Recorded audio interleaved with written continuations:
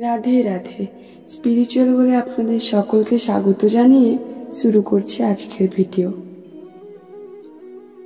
এখন সময় অনেক বদলে গেছে, যুগ অনেক এগিয়ে গেছে। রামায়ণ মহাভারত পড়ার মতো সময় এখন আমাদের কারোরই নেই। আমাদের ব্যস্ত জীবন, ভগবানের জন্য কোনো সময় বরাদ্দ হয়তো আমরা খুব কম মানুষই করি।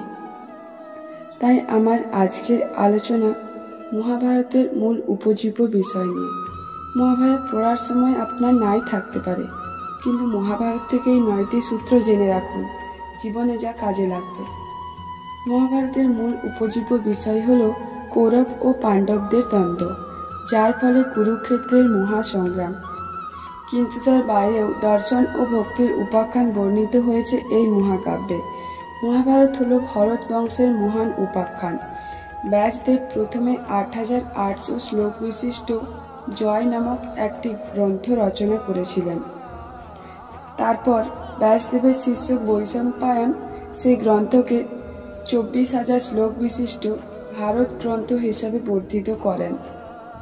পরে অপর এক শিষ্য ভারত গ্রন্থকে বৃদ্ধি করে 1,00,000 শ্লোক ও দীর্ঘ গদ্যাংশের মহাভারত রচনা করেন বলে প্রচার। এই সুদীর্ঘ মহাকাব্য মহাভারত পড়ার যদি সময় না পান, তাহলে অন্তত জেনে রাখুন 9টি মূল সূত্র। এই 9টি মূল সূত্র বা নীতিকথা আপনার জীবনে কার্যকরী ভূমিকা নেবে।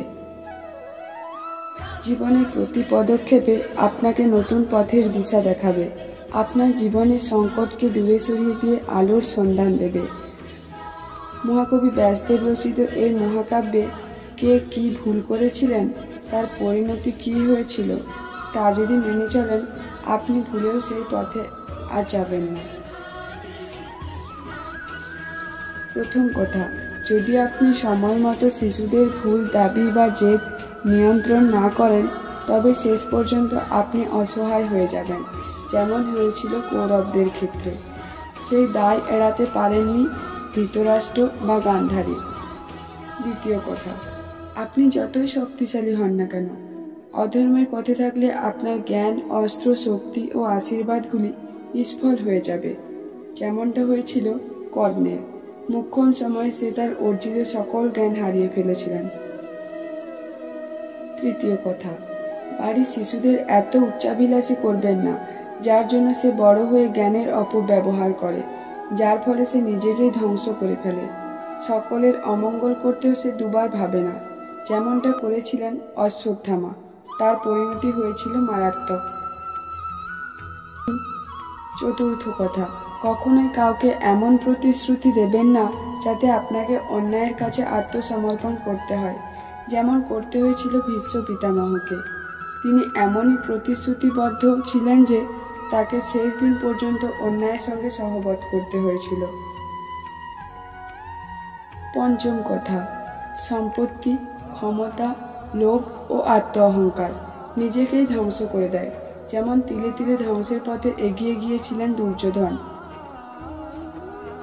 ষষ্ঠ কথা, ক্ষমতার লোভ ও অন্ধ পুত্র স্নেহ ধ্বংসের দিকে নিয়ে যায়, যেমন ধৃতরাষ্ট্রের ক্ষেত্রে ঘটেছিল। সপ্তম কথা, যদি ব্যক্তি শিক্ষা ও জ্ঞানের দ্বারা আবদ্ধ থাকে, তবে বিজয় অবশ্যই লাভ করা যায়, যেমন অর্জুন। তিনি তার শিক্ষা বলে নিজেকে অনন্য যোদ্ধায় পরিণত করেছিলেন। বনবাসকালেও জ্ঞান অর্জনের জন্য তিনি তপস্যাব্রতী হয়েছিলেন। অষ্টম কথা, আপনি প্রতিটি কাজে জালিয়াতি ও কৌশল রচনা করে সফল হতে চাইলে তার ফল হয় মারাত্মক। সর্বদা জালিয়াতি করে জেতা যায় না, যেটা করতে চেয়েছিলেন শকুনি। প্রথমে সফল হলেও পরে সমূলে বিনাশ হতে হয়েছিল কৌরবকুলকে। আর নবম এবং শেষ কথাটি হলো, আপনি যদি নীতি, ধর্ম এবং কর্ম সফলভাবে অনুসরণ করেন, চিরকাল সত্যের পথে থেকে, ধর্মের পথে থেকে তা দেখিয়ে দিয়ে গিয়েছেন মহারাজ যুধিষ্ঠির। নমস্কার।